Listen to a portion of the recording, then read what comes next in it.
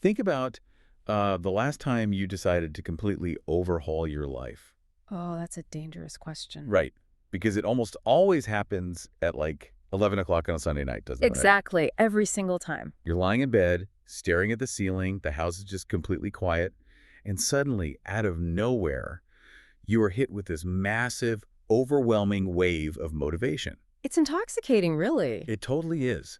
You tell yourself, tomorrow, everything changes. I am going to wake up at 5 a.m. I'm going to run 5 miles. I am going to meal prep for the entire week. Learn conversational French. Start a business. Yes, you're going to draft that massive business proposal before breakfast.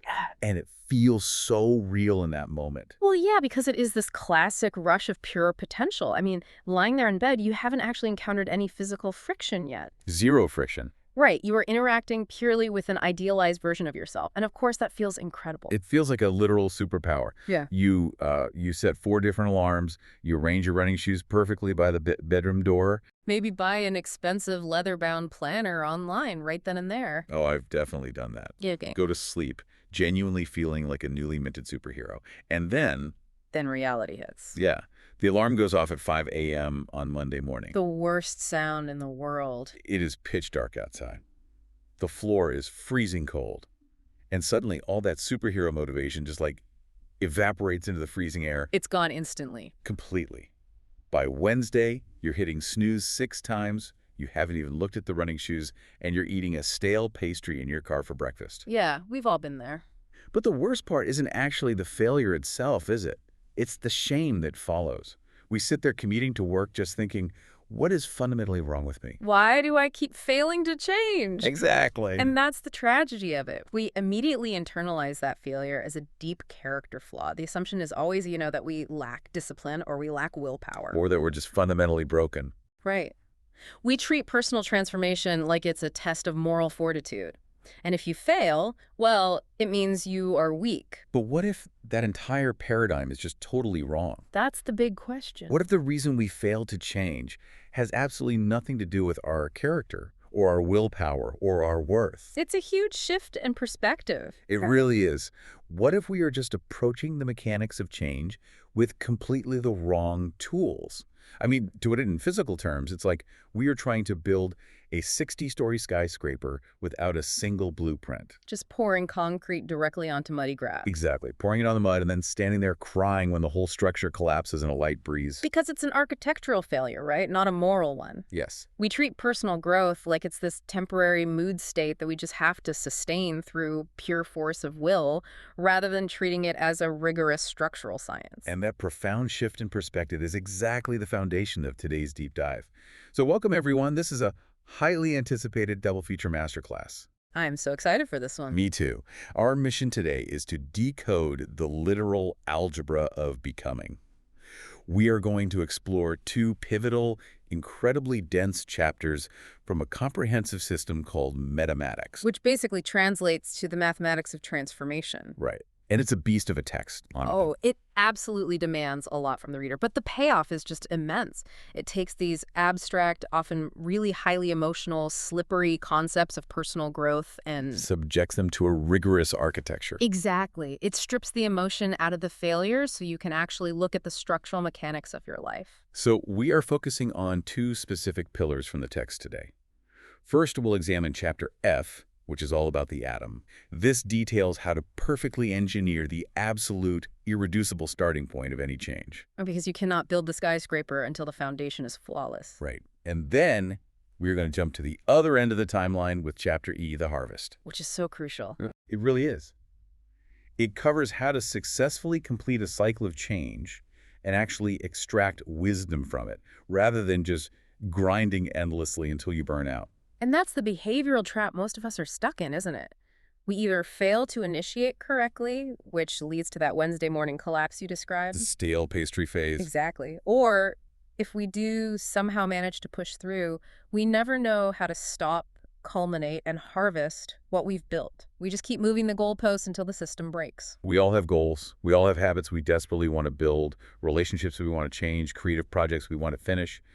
But, if you rely on that vague Sunday night motivation, you are mathematically guaranteed to fail. It's just a matter of time. So today we're looking at a literal step-by-step formula to map out your own transformation, prevent energetic burnout, and stop that exhausting cycle of starting and quitting. But we should probably clarify immediately what the text actually means by mathematics. Yes, please do. Because I'll be honest, when I first saw the word algebra associated with personal development, my brain immediately seized up. A lot of people have that reaction. I thought of, like, high school calculus, solving for x, cold, rigid numbers. How on earth does that apply to the messy reality of human emotion and habit? It's a completely natural reaction to the terminology, but mathematics isn't about numbers, quantities, or solving equations in the traditional sense. It's really a pseudo-algebraic mapping system. Okay, what does that actually mean? It uses the structure of mathematical notation to map the relationships between the invisible variables in your lived experience. What kind of variables are we talking about here? Because, I mean, human behavior isn't exactly as neat as X and Y. Sure.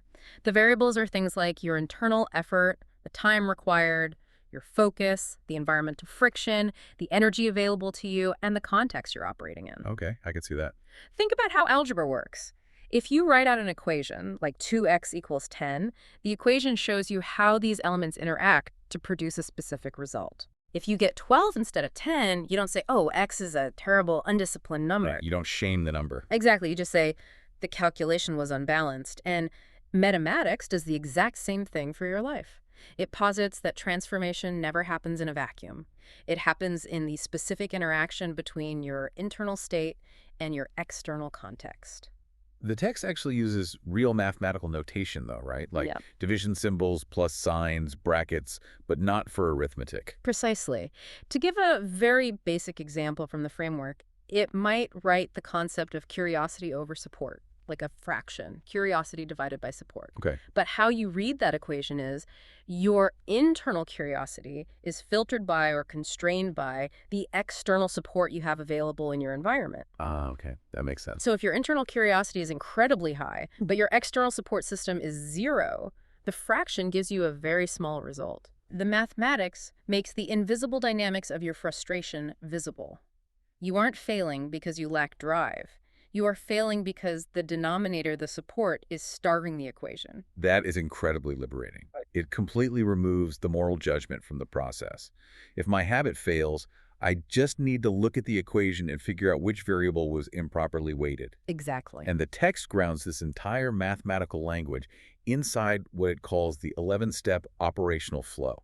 This is the macro structure of the entire mathematics framework. Which is a huge departure from how we usually operate. Right, because when we try to change our lives, almost all of us operate on a 2-step flow. Step 1, get a good idea. Step 2, take furious action. Idea, followed by completely unstructured, highly emotional exertion. And then usually total exhaustion. Exactly. But the text outlines 11 incredibly specific sequential stages of a complete transformation cycle. I want to briefly map the whole territory before we zoom in today. Yeah, giving the lay of the land is a good idea. So the text breaks these 11 steps into phases.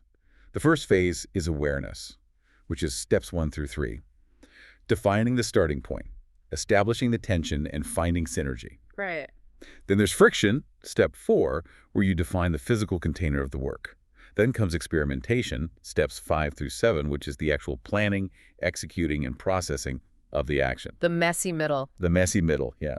Finally, you hit integration, steps 8 and 9, and new awareness, steps 10 and 11. We usually skip from step 1 straight to step 6, the execution.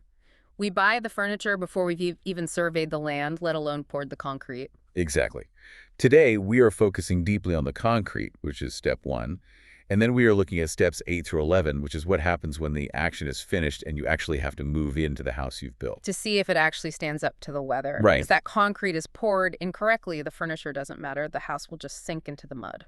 Which is exactly why Chapter F insists that we must start by isolating the absolute smallest unit of change. Chapter F, the event atom. This is step 1 of the 11-step flow. Define the starting point. The event atom. In the text notation, it's represented by 3 distinct symbols that we really need to decode. It's a gear, a white circle, and a black circle. Okay, gear, white circle, black circle. The foundational concept here is that the event atom is the irreducible starting point of intention. It is the microscopic seed from which the entire massive 11-step cycle grows. So it's flawed. If the single atom is structurally weak or unstable, the entire skyscraper you try to build on top of it will eventually shear and collapse under its own weight. Reading this section actually made me realize that almost every single failed diet, abandoned creative project, or, broken resolution in my past wasn't an execution failure. It wasn't. No, I always blamed my execution. I thought I just didn't work hard enough. But the reality, according to this text, is that my event atom was unstable from the very moment I conceived it. I was trying to build on top of a cracked foundation. We all do it. And Chapter F provides 3 highly specific diagnostic properties that separate a structurally sound event atom from a weak one. You can actually use these to test your own goals right now. Let's do it. What's the first property? The first property is clarity over vagueness. Let's test that. A weak atom, the kind we usually create on a Sunday night, would be something like, I want to get my life together, or I really need to be healthier. Which perfectly describes 99% of New Year's resolutions. Oh, absolutely. It is a vague wish. It's a general direction, maybe pointing north, but it completely lacks a specific, measurable destination. You cannot execute on healthier. What does that even mean? Right. Is it cardiovascular endurance? Is it sleep hygiene? Is it mental peace? A strong event atom transforms that vague wish into a specific, bounded identity claim with really clear behavioral parameters. So what does that look like? Instead of, I want to be healthier, a strong atom is, I am someone who moves their body for 30 minutes every single day. The psychological shift there is just massive. Mm. It moves from an abstract, subjective concept to an objective, observable reality. Yes. At 10:00 p.m., you know definitively whether you moved your body for 30 minutes or not. There's literally no gray area. But you don't necessarily know if you were healthier today than yesterday, so your brain can't reward you for it. Exactly. The brain needs a clear boundary to cross to register a win. Without that boundary, you're just drifting. So the second property is presence over projection. Oh, man, this is the one that really stung when I read it. It calls a lot of people out. It really does. A weak atom relies on projection. Right. Like something like, I will become a writer someday, or I'm going to start a business next year. Notice the tense of the language there. I am going to. Projection pushes the required identity into a hypothetical future. It's always tomorrow. Right. It essentially signals to your nervous system, hey, we aren't actually this thing yet, and we don't have to bear the responsibility of being it today. We will deal with it later when the conditions are perfect. And of course, the conditions are never, ever perfect. Never. It's a massive procrastination mechanism disguised as ambition. That's a great way to put it. A strong atom forces that identity into the present moment. Instead of, I will become a writer, it becomes, I am a writer building a daily practice right now. So you are claiming the identity in the present tense, regardless of your external accolades. Yes. You aren't waiting for a publishing contract to grant you permission to call yourself a writer. You are claiming the weight of the identity today. And that fundamentally alters how you behave in the next hour. Because if you are a writer now, well, you have to go write. Exactly. And that ties directly into the third diagnostic property, embodiment over abstraction. Yes. A weak atom stays entirely in the conceptual realm. For instance, I want to be a better partner, or integrity is very important to me. Those sound wonderful on a bumper sticker or, a corporate values document, but they don't mean anything in a physical behavioral sense. They lack physical weight. Right. How do you actually do integrity at 2:00 p.m. on a Tuesday? You don't. You can't. A strong embodied event atom translates that abstract concept into a lived physical behavior. So instead of, I want to be a better partner, the embodied atom is, I am a partner who actively listens without interrupting. oh, that's good. Or instead of, I value integrity, it becomes, I am someone who completes the tasks I commit to. Do you feel the somatic difference when you say those? Totally. The strong atom can be physically observed. It can be practiced in a quarter second of interaction. It actually has a physical footprint in the real world. Exactly. So if we want the cycle to succeed, Yeah. we have to engineer this starting event atom with absolute microscopic precision. It has to be incredibly clear, anchored in the present tense, and physically embodied. Right. But the text introduces a major structural twist right after this. It argues that simply engineering a perfect atom isn't enough to guarantee success. No, it's not. You also have to mathematically calculate how you're going to show up to execute it, or you will run out of energy before you even hit step 3. Yes. And this brings us to what might be the most strategically brilliant framework in the entire metamatic system. It's the concept of the three modes of representation. These are the three symbols we mentioned earlier, right? The white circle, the black circle, and the gear. Those are the ones. The text offers a very stark warning here. It states that if you apply the wrong mode of representation to a specific variable or task, you are absolutely guaranteeing energetic debt, structural collapse, and burnout. It is a mathematical certainty. Let's break these modes down because this completely changed how I look at my daily to-do list. Let's define them carefully. The three modes are essentially the three different interfaces or energy signatures through which you can engage with any given task, habit, or transformation in your life. Okay. The highest tier mode is the person mode, which is represented in the text by the white circle. The white circle. This represents the pure, authentic, unfiltered self. Yeah. Right. Exactly. Person mode is your direct conscious agency. It is you showing up authentically, deeply invested with all your vulnerabilities and core beliefs active. Wow. It requires your full, unfiltered presence. You must use person mode for the heavy lifting of a human life. Fundamental identity shifts, defining your core values, creating deeply personal art, or having incredibly vulnerable conversations with a loved one. So if I sit down to finally write that novel I've been dreaming about, that requires person mode. It's basically the core of my soul pouring onto the page. Yes. But the text is very clear that the energetic cost of this mode is astronomically high, isn't it? The energetic cost is immense because it requires total alignment of your conscious and subconscious fabrics. You cannot delegate person mode. You cannot put it on autopilot. It demands a massive caloric and psychological burn. Okay, so if I can't be in person mode all the time without burning out, which makes sense, what is the second interface? The second interface is the persona mode, represented by the black circle. This is strategic, role-based representation. You know, when I first read Persona, my mind immediately went to being fake or being manipulative, like wearing a deceptive mask. That is the common negative connotation, for sure. But metamatics frames it as an essential psychological tool. It is context-specific compartmentalization. Oh, interesting. You aren't being fake. You are intentionally highlighting a very specific subset of your authentic skills for a specific environment while temporarily muting the rest of your personality. So it's kind of like putting on a uniform. Precisely. Think of a surgeon walking into an operating room. They don't bring their worries about their mortgage or their quirky sense of humor or their political opinions to the operating table. You definitely don't want them doing that. No. They adopt the persona of the surgeon, hyper-focused, clinical, precise. Or think of adopting a disciplinarian persona when you need to enforce a morning routine on yourself when you are just so tired. You are still you, but you are playing a specific character required by the situational context.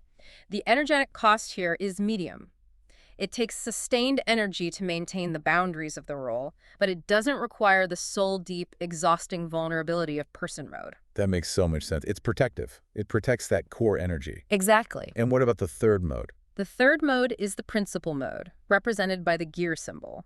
This is system-level automated transformation. The machine.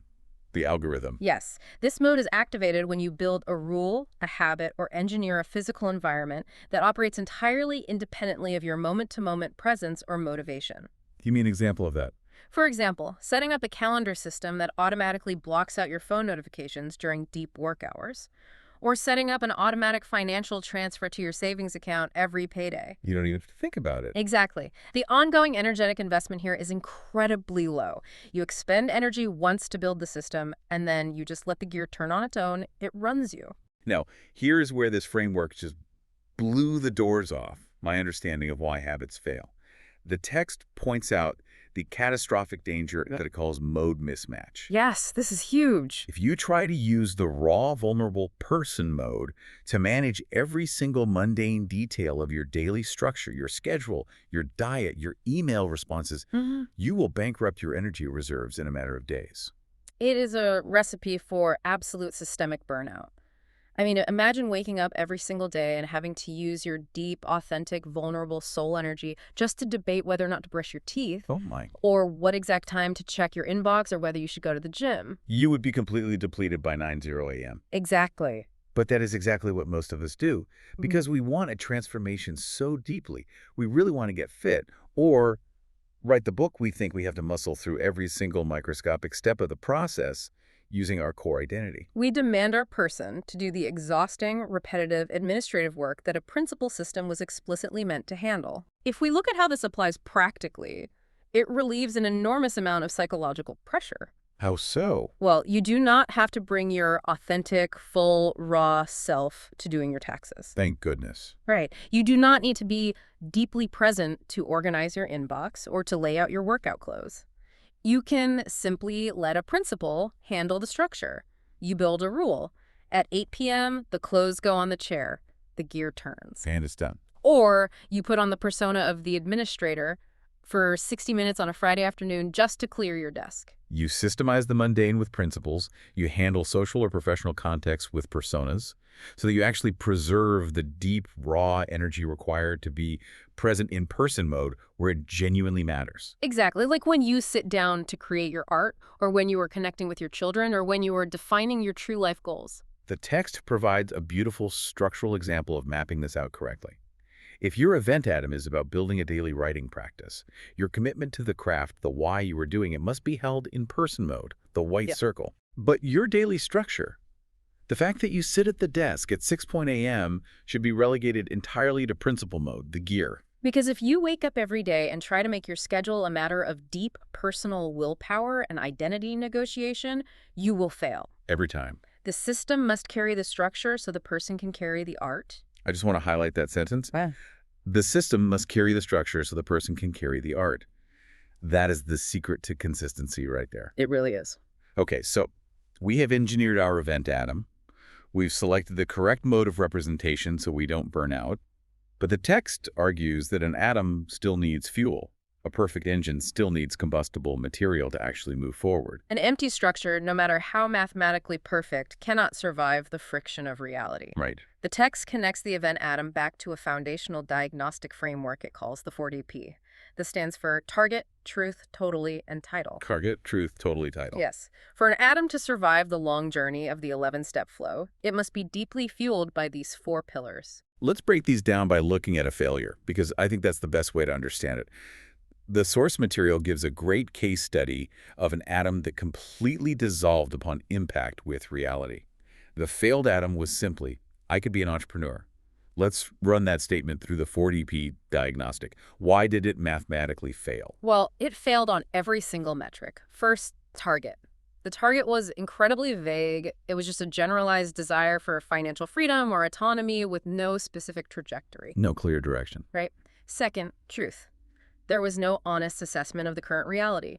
The person didn't evaluate their actual risk tolerance, their current skill set, or whether they genuinely wanted the daily grind of running a business, rather than just the aesthetic of being a founder. Oh, that's so common. We want the aesthetic, not the grind. Third is totally right. Yes, totally. The commitment level was weak. It felt more like a social should, like maybe all their friends were starting companies rather than a deep internal must. And fourth, title. Exactly. The identity was never actually claimed. Look at the language of the atom. I could be an entrepreneur. It remains safely hypothetical. It also violated a core rule of mathematics by jumping straight to the macro scale without building any microstructures. Yeah. I mean, you do not just wake up and become an entrepreneur on a Tuesday. No, you definitely don't. A structurally sound, fully fueled atom would have been scaled down dramatically, right? Something like, I am an experimenter testing one specific business idea per month for the next 3 months. That is an atom you can execute, measure, and fuel. And to fix these weak, poorly fueled atoms, the text provides a rigorous 5-step quality assurance protocol. It calls them the 5 refinement passes. You run your raw intention through these 5 filters to harden it. I want to walk through these because I think this is the most practical tool in the entire chapter. It's extremely actionable. Let's say my raw goal is I want to be a more patient parent. Pass 1 is the tense check. We discussed this earlier. I have to shift from a future aspiration into a present identity. So it changes to, I'm a parent who practices patience today.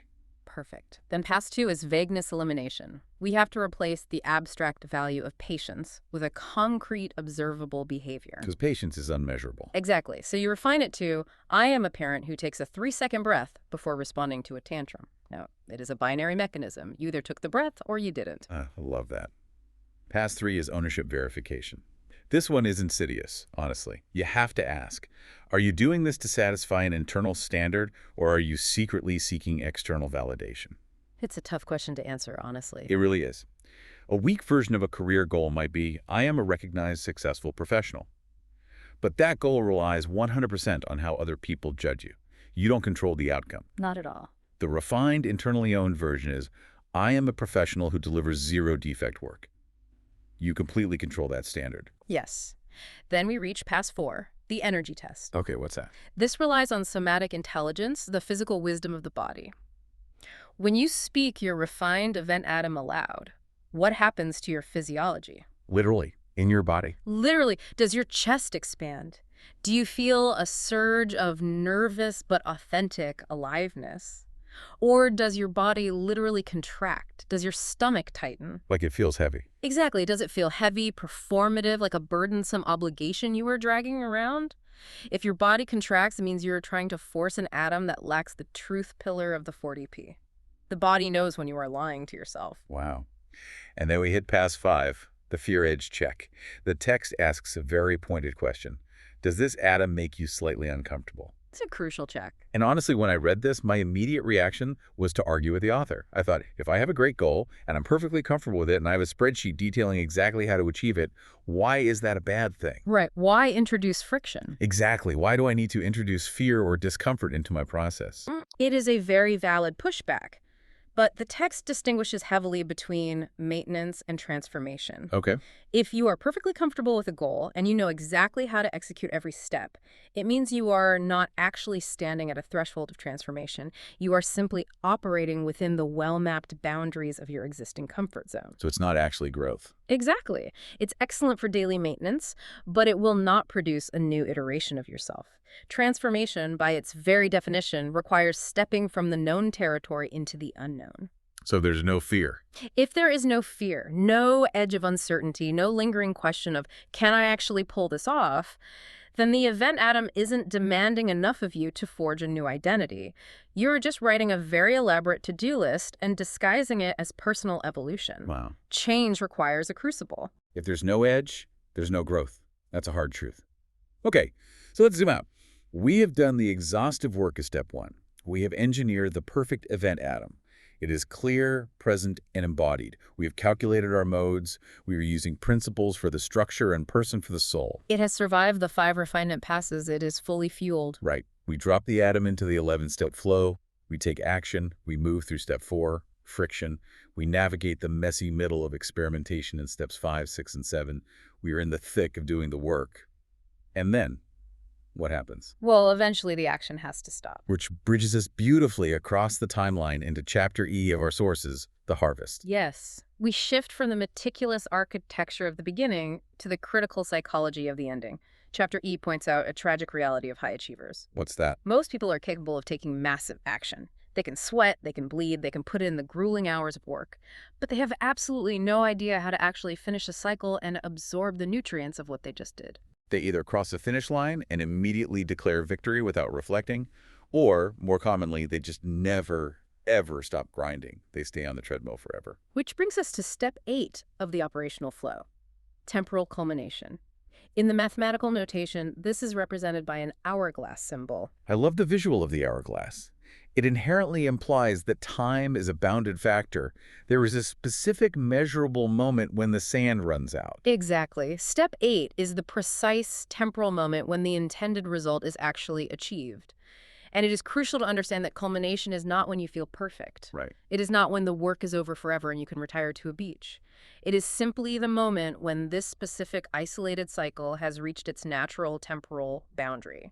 The source material highlights 2 massive systemic mistakes people make right here at step 8, the moment the sand runs out. The first mistake is under-recognizing. This is the classic trap of the modern high achiever. Oh yeah, you hit the target, you get the promotion you worked 3 years for, you run the marathon, and instead of pausing to actually acknowledge the magnitude of the achievement, you immediately pivot and say, okay, what's next? Time to run an ultramarathon. It is the hedonic treadmill applied to personal growth. They never actually inhabit the victory, which means the nervous system never registers the success. And the second critical mistake is overextending. This happens when you refuse to acknowledge culmination and you keep working past the natural endpoint of a cycle. Yes. You push into the zone of diminishing returns, where every additional hour of effort yields exponentially less result, leading directly to systemic burnout. You simply do not know how to say, this iteration is enough. So how do we mathematically know when we have hit temporal culmination?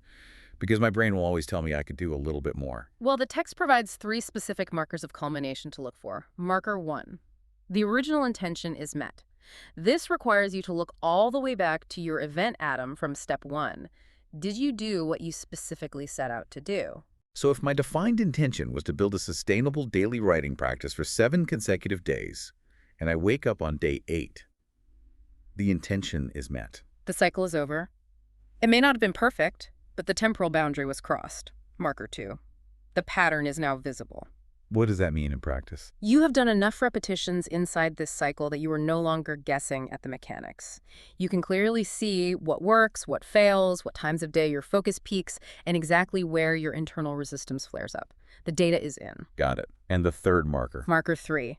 The next iteration becomes obvious. Because you can clearly see the pattern, you naturally know what variables need to be adjusted for the next cycle. You don't have to invent a completely new goal out of thin air. The data from this cycle naturally dictates the parameters of the next one. This shift right here, recognizing step 8, is a profound psychological turning point. It is arguably the most important shift in the entire framework.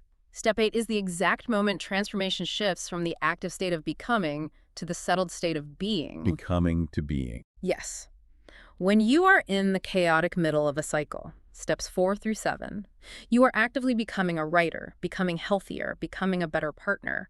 The energy is highly kinetic. Right. But at temporal culmination, you must deliberately pause, let the kinetic energy settle, and recognize, I am this thing now.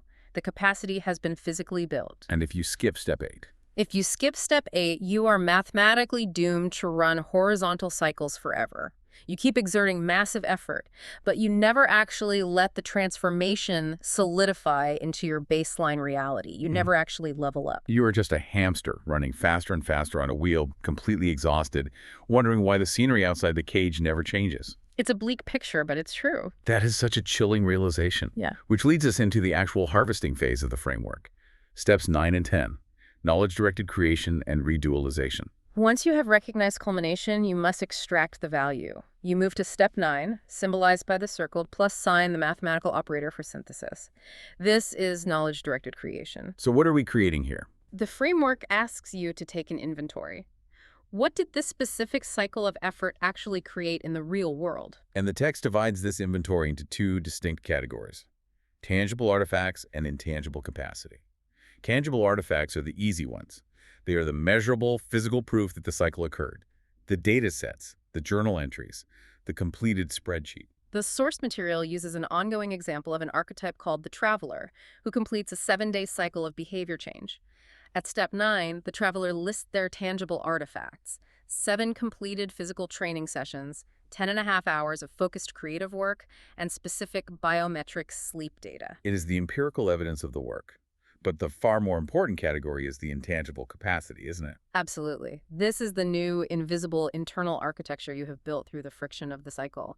It is the new psychological momentum, the heightened baseline of focus, the newly discovered clarity about your own emotional boundaries. You have to actively name and claim these intangible creations, or they will rapidly slip away back into the unconscious. You have to write down, I created a higher tolerance for frustration. So we've named the artifacts. Then we hit step 10, redualization. In the mathematical notation, this is symbolized by the circled X. The concept here is returning conceptually to the starting point to reflect, analyze, and refine the data. But the crucial instruction, the absolute game changer, is that this must be done entirely without self-judgment. This is where the mathematical framework proves its ultimate value. You are instructed to observe the behavioral data of the cycle like a detached scientist evaluating a chemical reaction, not like a harsh moral critic evaluating a personal failure, pure pattern recognition. Yes. But let me challenge this, because it sounds great in theory, but in practice. If I set an event atom to go to the gym every day, and my data shows I skip Thursday and Friday to watch television, isn't self-judgment exactly what is supposed to keep me accountable? If I don't feel at least a little bit guilty about failing, won't I just become complacent and keep skipping the gym? It's the most common fear we have about dropping self-judgment, Great. that without the whip of shame, we won't do the work. Right. But the text argues the exact opposite. Shame is an incredibly metabolically expensive emotion. It drains the exact energy you need to initiate the next cycle. Furthermore, shame obscures the data. How does it obscure the data? When you say, I skipped the gym because I am a lazy, undisciplined failure, you have essentially shut down the investigation. You've rendered a moral verdict, but you haven't actually learned why the system failed. You just punish yourself and learn nothing about the actual mechanic. Exactly. The text gives a brilliant example of the recursive self operating correctly during step 10. Let's hear it. The traveler reflects on their 7-day cycle and notices a recurring point of failure. The observation is, resistance to the daily practice is highest in the first 60 seconds. Once physical movement actually begins, the psychological resistance dissolves almost immediately. Therefore, the gap between deciding to move and actually moving is where the battle is lost. Notice the complete lack of shame or moralizing in that observation. The traveler doesn't write in their journal, I am so lazy and pathetic because I hesitate for 60 seconds every morning. No. They simply note the mechanical reality of the friction. It's an observation of physics. And because the observation is free of emotional static, it immediately yields a practical, structural solution for the next cycle. Solution for iteration 2. Reduce the temporal gap. Tomorrow's practice requires the physical mat to be set out the night before, and the first physical movement must be pre-decided. It's so elegant, it treats human behavior as an engineering challenge rather than a test of moral purity. I was trying to conceptualize this, and it essentially works exactly like updating the software on your smartphone. Oh, that's a good analogy. Think about it. You ran an app that is the transformation cycle. While the app was running for 7 days, it naturally generated background bug reports. Yeah. That is step 10. You review the data and notice where the app crashes, where it gets laggy, where it drains the battery. And instead of yelling at the phone and calling it a bad person, you just read the bug reports, write a patch for the code to fix the lag, and apply the update before you open the app again. That is the perfect mechanistic analogy. You are actively patching your own behavioral code based on the empirical, emotionless data generated from the previous cycle. You are evolving your own algorithm. Which brings us to the grand finale of the process. Step 11, comprehensive comprehension. This is the absolute peak of the entire metamatic system. Step 11 is represented by a star symbol. It is the highest vantage point of the cycle. It asks a profound, expansive question. What universal principle did this highly specific, isolated experience just teach me about the nature of reality? That is a huge question. It is. The text breaks this final comprehension down into 3 distinct levels of holistic integration. This is how we move from isolated, messy events to deep, transferable wisdom. Level 1 is the level of events. It is the simple statement, I understand what happened. You acknowledge the basic chronological facts of the cycle. For example, I attempted to practice daily for 7 days. I succeeded for 5 days, and I realized my evening sleep schedule is highly erratic. Then you move deeper to level 2, the level of patterns. I understand why it happened. You start connecting the cause and effect dots. Right. I see that when my daily structure, my principal mode is solid, my creative output goes up. But when I neglect my physical recovery, the entire system destabilizes, and I fail. You see the hidden mechanics. And finally, you reach level 3, the architectural or universal level. I understand the universal principle of transformation. You abstract the specific personal lesson into a fundamental law of nature. For example, realizing from this tiny 7-day experiment that all sustained growth requires the deliberate integration of complementary opposites, like intense effort paired with deliberate rest filtered through an appropriate environmental context. You move from learning a mundane lesson about setting out your gym clothes to grasping a fundamental law about the nature of balance and reality. It's breathtaking. And this is where the text brilliantly ties the entire 11-step flow back into a broader conceptual model it introduced earlier, called the spiral of becoming. Right. The spiral of becoming was described as a continuous loop. Awareness leads to friction. Friction leads to experimentation. Experimentation leads to integration. And integration results in new awareness.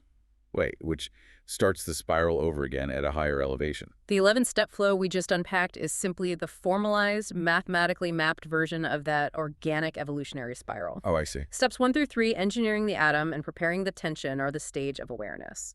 Step 4, defining the physical container, is friction, where the ideal meets reality. Steps 5 through 7, planning, executing, and processing, are experimentation. And steps 8 and 9, temporal culmination and knowledge creation, are integration. Exactly.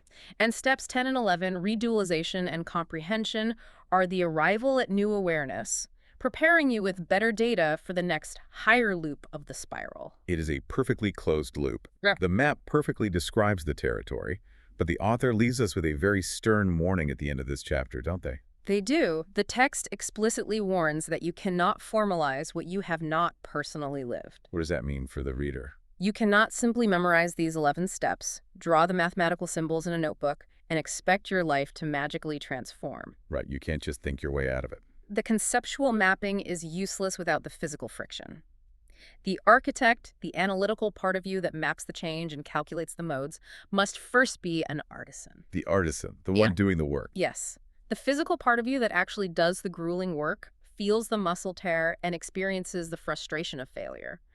The mathematics of transformation only work if you actually put your bare hands in the dirt first. You cannot draw a meaningful blueprint for a house that you refuse to ever walk inside and experience. The lived experience provides the raw data. The metamatic structure simply organizes that data into wisdom. Exactly. The map is not the journey, but a good map ensures the journey isn't wasted. What an absolute masterclass of a framework. We have covered an enormous amount of psychological and structural ground today. We really have. Let's synthesize the mission we've taken you on. If you want to achieve real, sustainable transformation in any area of your life, you have to stop relying on the emotional, fragile high of midnight motivation. But it won't last. You have to stop treating failure as a moral defect. Instead, you must engineer a flawless foundation, an event atom that is incredibly clear, locked in the present tense, and physically embodied. And you must constantly calculate your energy expenditure. You must know exactly when to deploy the deep, vulnerable energy of your person mode, when to protect yourself by adopting a strategic persona, and when to entirely outsource the heavy lifting to an automated systemic principle to avoid energetic bankruptcy. And just as crucially, when the action is done, you must deliberately harvest the ending of your cycles.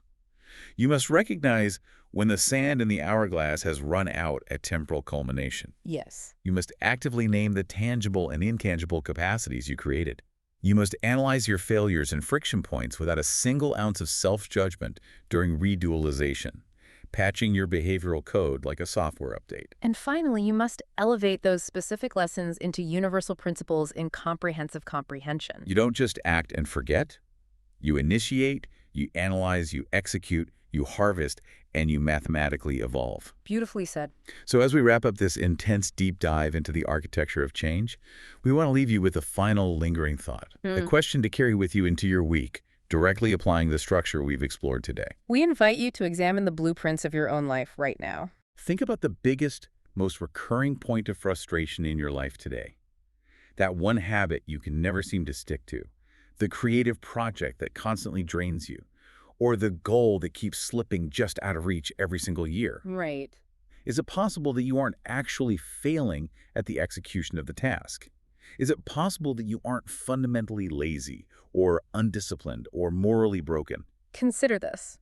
Are you simply demanding your precious, finite, highly vulnerable person mode to do the exhausting, repetitive, administrative work that a cold, automated principle system was explicitly meant to handle? Are you burning out your authentic soul every single morning on a mundane task that just requires a simple, unbreakable rule? It is a question that completely changes the paradigm of how we manage our own potential. Take a step back this week. Look at the invisible architecture of your life.